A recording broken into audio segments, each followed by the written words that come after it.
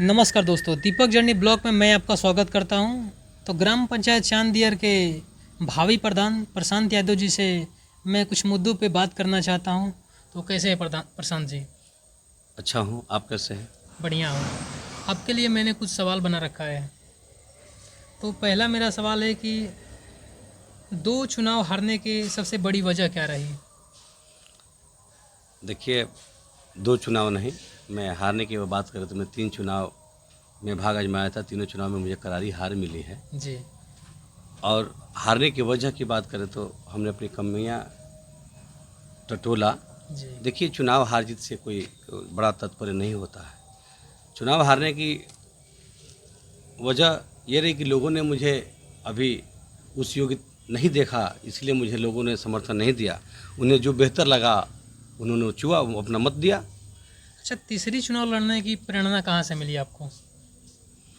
तो कहा मतलब सुन नहीं रहे। मैं 34 बार हार चुका हूँ। तीसरी प्रेरणा, जब प्रथम कुछ काम को शुरुआत हो जाता है, जी। जब प्रथम काम का शुरुआत हो तो तीसरी काम उसी रिपीट से ही चलता है। अच्छा। तीसरी चुनाव, प्रथम चरण का चुनाव मेरा कहेंगे तो पहली बार मुझे चुनाव लड़ने की प्रेरणा कहाँ से मिली, तो छात्र जीवन से मेरे अंदर राजनीति की भावना जगी। जब हम लोग टीडी कॉलेज बलिया छात्र जीवन हुआ करता था, तो वहीं से मैं अपना पोस्ट ग्रेजुएशन कंप्लीट किया हूँ। वहीं से हमने लगाव हुआ राजनीति से। अच्छा, जो लोग कहते हैं 2 बार 3 बार मौका नहीं मिला तो तीसरी बार क्या कर लेंगे आप? तो इसका जवाब क्या देंगे आप? 3 बार नहीं मौका मिला तो आपने सुना उदाहरण, उनके लिए मैं कहूँगा ये, अगर 3 बार हारने के बाद तो चौथी बार भी जो अनुमान लगा रहे हैं, तो मोहम्मद गजनवी के बारे में आपने सुना होगा कि 17 बार चुनाव अपना हारने के बाद भी 18वीं बार में जीतता है।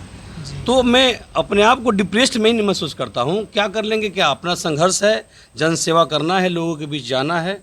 और ये हमारी उम्मीद तब तक है जब तक मुझे अपने आप को, ज़रूर मेरी कुछ कमियां रही होगी, उस कमियों को दूर करूँगा और फिर आगे बढ़ूँगा मैं। मैकेनिकल इंजीनियर से गांव की राजनीति तक आने की वजह क्या है? मैकेनिकल इंजीनियर जब मैं इंजीनियरिंग की जब नौकरी कर रहा था, तो वहाँ हमने जब मशीनों को हम लोग ठीक करने का काम है इंजीनियरों का, जी। मेंटेनेंस एचओडी था मैं, हेड ऑफ डिपार्टमेंट था मैकेनिकल जी। का। तो वहाँ, और मैं बता दूँ आपसे एक खास बात, ये इंजीनियरिंग करने के बाद मैंने पहले चुनाव लड़ा, अच्छा। उसके बाद काम करा हूँ मैं। जी। तो मैं 2015 में कंप्लीट किया अपनी डिप्लोमा। उसके बाद मैं चुनाव में आने का सोचा। जी। तो चुनाव इंजीनियरिंग करने के बाद मैंने सबसे पहले चुनाव लड़ा, क्योंकि प्रभावित था छात्र जीवन से ही। तो मैं उसके बाद मैकेनिकल इंजीनियरिंग, जब मैं मशीनों को ठीक करता था, तो मैं वहाँ अनुभव किया कि किसी भी पंचायत हो या कोई भी जो काम बिगड़ता है, जब आपको ठीक हो जाता है तो वो कैसा महसूस होता है।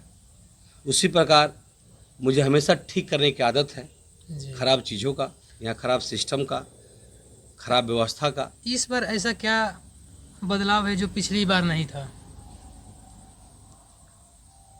देखिए, 21 में मैं चुनाव लड़ा, उस समय मुझे विनोद यादव चुनाव जीते और हम लोग बहुत प्रत्याशी सब लोग हारे। जी। तो विनोद जी के बाद एक्सीडेंटल प्रधान बने सुमेर सुमेर। यादव जी। जी। तो एक्सीडेंटल प्रधान इसलिए कह रहा हूँ कि वो दुर्घटना हुआ और ये लोगों को समझने बुझने का मौका नहीं मिल पाया, कुछ लोग सहानुभूति पर चले गए। क्या कभी लगा आपको कि गांव की राजनीति आपके लिए नहीं है?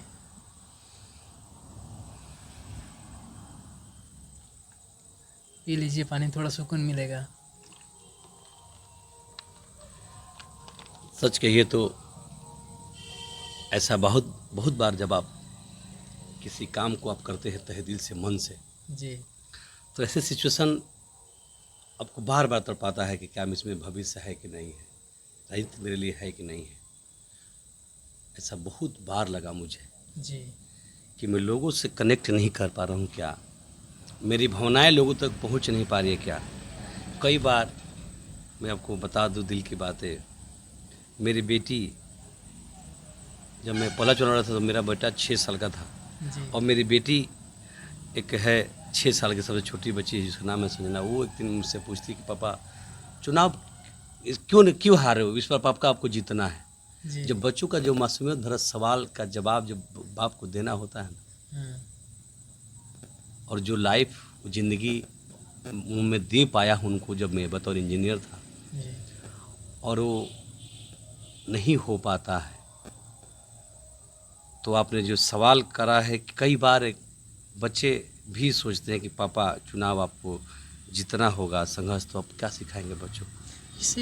मतलब इस बात से काफ़ी आप बहुत आघात हूँ मैं। भाविक भी लग रहे हैं आप। बिल्कुल, मैं समझ नहीं पा रहा हूँ कि मैं इस बात को, लेकिन मैं आपको बताना चाहूँ कि इस बात को बड़ी ईमानदारी के साथ मैं कह रहा हूँ कि ऐसे कई बार मुझे महसूस हुआ कि मैं लोगों से जुड़ नहीं पाया क्या, लेकिन फिर मैं लोगों से जुड़ने के लिए ही, लोगों को भरोसा जीतने के लिए ही लगातार मैं काम कर रहा हूँ। ऐसा कई बार मर्तबा आया कि शायद मेरी बात, आपने एक फिल्म देखा है ना कि वो कहता है कि मेरा बात लग रहा है कि रॉन्ग नंबर पर जा रहा है, ये लोगों को बात सुनाई नहीं दे रही है। तो देखे कैसे पैसे वाले जो लोग प्रभावित करते हैं और हम लोग रहे ठहरे, जो वो व्यवस्था दे पाते हैं, नहीं दे पाते हैं वो लोग, और हम लोग दे नहीं पाते हैं, जो वो देते हैं हम लोग दे नहीं पाते हैं। उसीलिए हम लोग बस एक ही ऑप्शन बच पाता है कि बस इस बार किसी तरीके से लोगों को जो है दुख में उनका दुख हल्का करें, हम उनकी पीड़ा समझें, क्योंकि जिस तरह से मैं पीड़ा झेल रहा हूँ उसी कोई हमारी पंचायत के लोग सुख में नहीं हैं। जो सुख, जो सपना लेकर के हमारे पंचायत के लोगों ने जी।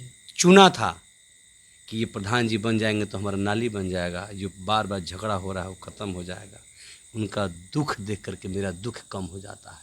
अच्छा, 1 मिनट में आप एक सवाल बताइए कि जनता आप ही को वोट क्यों दे? मैं कह रहा हूँ उसी बात पे, आप सुन नहीं रहे हैं। मुझे वोट न दे, जिसको वोट दिया था जो सपनों के साथ, वही तो मैं कह रहा हूँ, जिस जी। सपनों के साथ वोट दिया था प्रधान जी, उससे उम्मीद होती है ना कि इस बार प्रधान जी बनेंगे तो हमारा नाली बन जाएगा, हमारा रास्ता बन जाएगा, हमारा बरसों का विवाद ख़त्म हो जाएगा।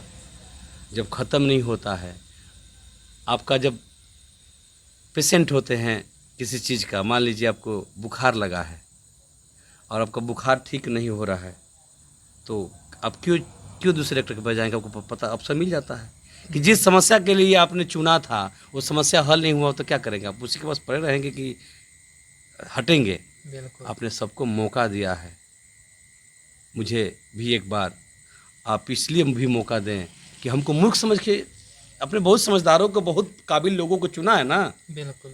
एक बार कुछ भी समझ के, मुझे सेवक समझ के, या एक बार जब तक हमें मौका नहीं देंगे अपने को, आपको सिद्ध करने का, अपने आप को प्रस्तुत करने का, तब हमारे बारे में जो आप अनुमान लगा रहे हैं